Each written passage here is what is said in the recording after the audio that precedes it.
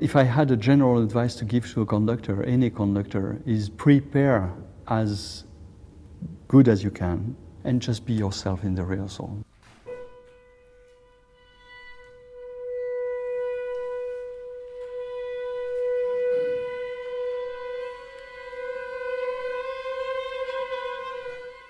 You don't command an orchestra.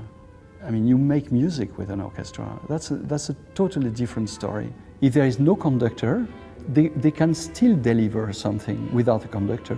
And a conductor without musicians, you don't hear a thing, you know? You're the only person on stage who doesn't make any sound.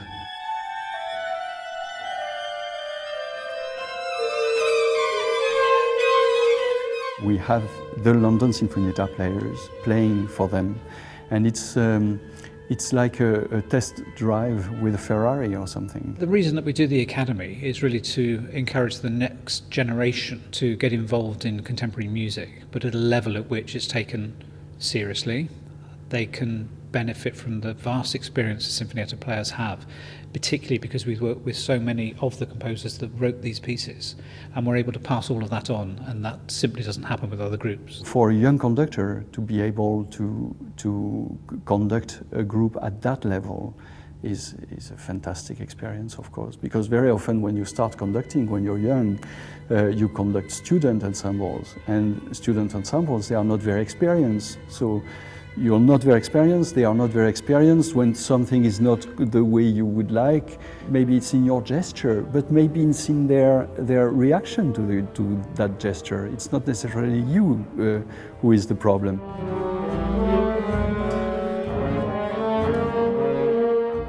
Everything showed up how exactly precise you have to be. Any sense of ambiguity or lack of leading or direction is picked up straight away. It was quite intimidating to work with such experienced players. Sometimes, you know, they don't really need a conductor. Quite a lot of the time they won't need a conductor. And you can make some terrible mistakes in your waving, and they'll sound great, they'll sound together. They can expect that detail, and there is that detail that they can perform to. That means you have to be very, very well prepared. When I look at you conducting, I actually want to play with you. That's a very high compliment, in fact. It's you're very convincing in your presence. There is something convincing about. But your arms are really like this. They are down here, and it's happening in your brain, but it's not happening in your arms. So it's actually a little bit frustrating to see so much in your face. You have a very naturally expressive face. We see what you want, and we believe in what we see. But you have to give it with the arms also. Get it there. Get it there. It's yeah, yes.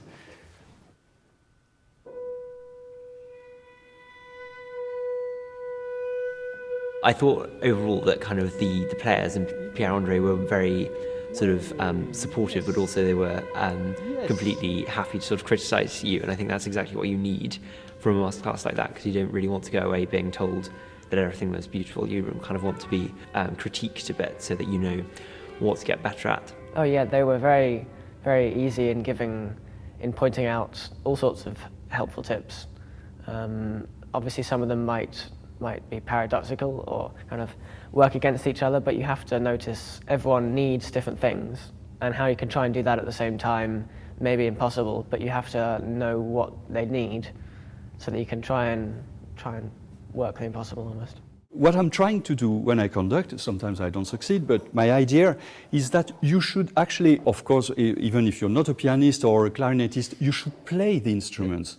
In your head, it has to be clear that you're actually playing, and that gives you a sense of the tempo to start with, which is good, and also it's very good because it gives you a sense of the phrasing also, because you have if you play in your head what you want to hear, then it's clear. If you hear something which is too far from what you want, then you can do something about it. You always think you know a score, and then you unwrap another level and discover you need to know more, and then you unwrap another level and there's more, always another level to go. So I think last night we started and thought, this is how I know how it goes, and then sometimes went well and sometimes didn't. So you realise just the next level of how well you must know the score to be able to lead it.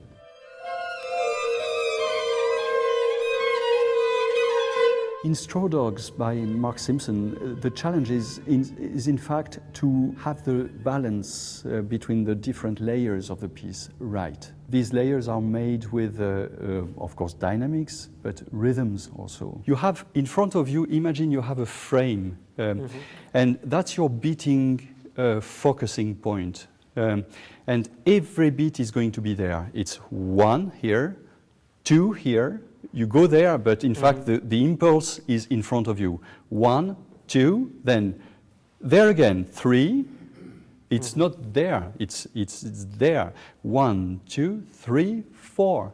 It's all in the same area. Everyone knows where to look for your beats. You know, it's not 1, 2, 3, 4. It's not like that. 1, 2, 3, 4. 1, 2, 3, 4. It's about in the same frame. I think some of them were rather surprised with what kind of musical communication we need. For example, they might be beating very clearly, they might get everything absolutely right in detail, but if we're expected to be playing very forcefully and dramatically, and we're not seeing a sense of that drama and force in the conductor, it's actually very hard to play firmly enough. We'll tend to underplay everything.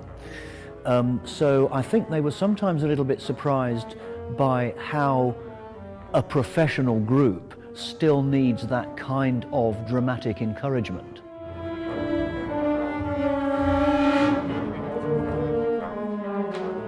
There are various bars, like there's a 2/6 bar and a 4/6 bar, which obviously you don't come across very often, so working out how you're going to subdivide just before going into the bar, and then the way you're going to conduct it is part of the preparation. And then I think the most important thing is just making sure you know the score as well as possible, so that you can look up and communicate with the players rather than sort of being tied and head down to the score.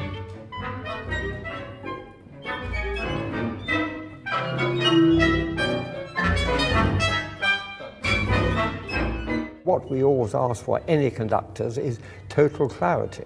I mean, a simple thing like if somebody goes 1, 2, 3, well, what we have to have 1, 2, it has to go really clear to the side, especially as a pianist or harp or percussion, you tend to be stuck outside. And if somebody's just going straight down, then you won't know where you are. You have to look up, you have to know exactly where you are.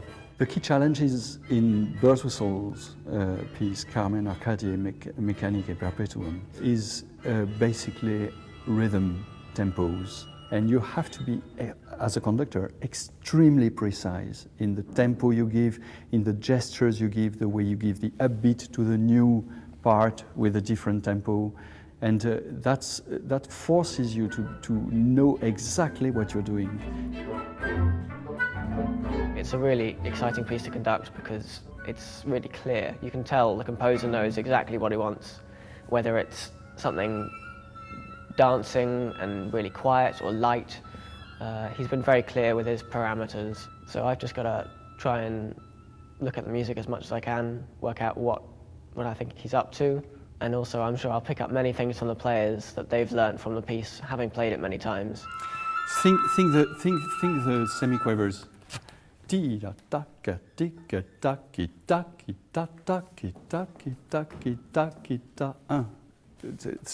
that in your head.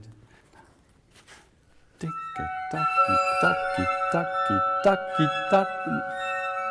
slow down. As well as the strict rhythm that is written, there's also places where there's quite a few pauses which the conductor can have influence as to when these sort of stab chords come in. Not only do the brass often lead themselves to some of the pauses, so the conductor has to wait, but also the conductor has to give these individual stab chords for which they have to judge how long the pauses should last. It brings out different aspects perhaps to a conventional piece.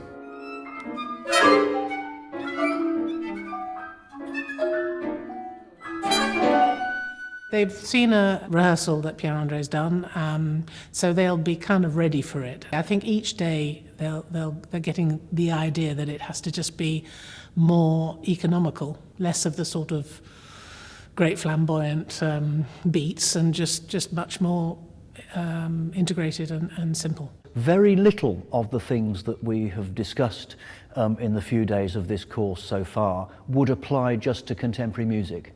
The way that we might count, the way that we might phrase, the way that we might balance, the way that we might rehearse and perhaps even discuss how to practice might apply just as much to Beethoven as to Birtwistle. When I was a teenager, I went to a jazz concert and I was fascinated by the drummer. And I went to him afterwards and I said, I would really like to work at rhythm, to be better in rhythm. What can I do? And in the end, he said, you know, with rhythm, you have to decide that the beat is there. You have to decide what you want and you have to decide that the beat is there. And you have to be definite about it. And if you give that, everybody leans on you and is comfortable to play. And if you don't give that, it's always the relation is a bit like this. But if you give something clear, the beat is there. That's where I would like you to play, and it's better for you, better for everyone. In the 70s, I was listening to these wonderful players from the London Sinfonietta. They've worked with the greatest composer that you can think of, Ligeti, Stockhausen, Berio. They know all of them, this experience is absolutely priceless, and it's a wonderful opportunity for young players to benefit from that. That's the sense of the academy, basically. It's passing the knowledge.